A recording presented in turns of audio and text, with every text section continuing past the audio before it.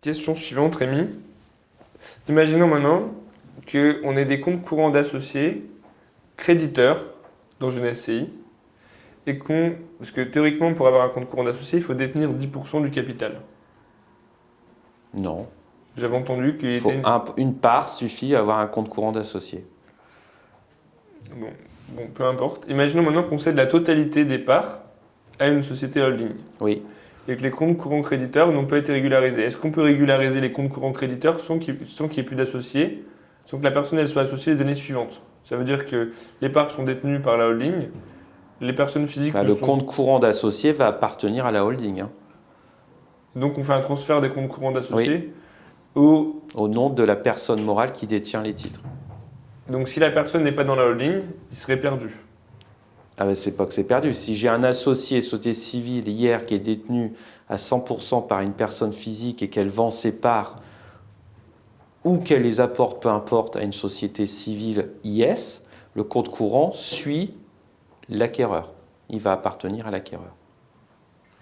Mais imaginons qu'il y ait X, Y qui possède la SCI A, on apporte les titres de la SCI A à la holding, qui est détenue par A et B, Oui. et qui a un compte courant. Que deviennent ces comptes Les courants comptes courants appartiennent à la holding. Donc, dans les comptes courants, il n'y a plus de compte courant.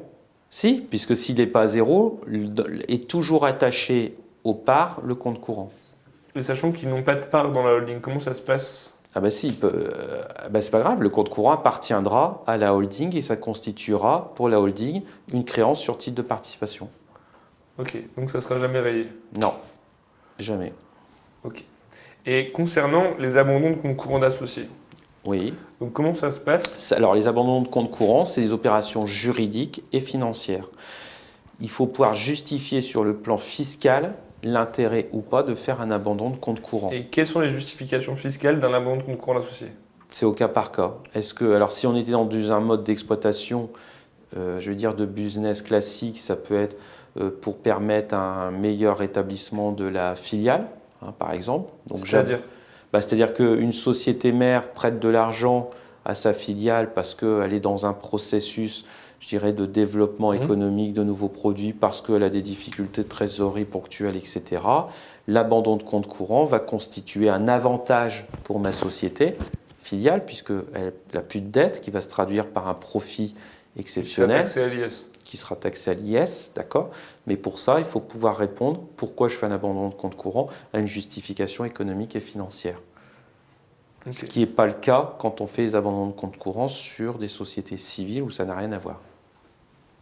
Et imaginons qu'il y a une absence de trésorerie, est-ce que ça peut justifier l'abandon d'un compte courant d'associé? Moi, je serais très prudent. Je préfère pas faire de réponse générale parce que là, c'est vraiment au cas par cas.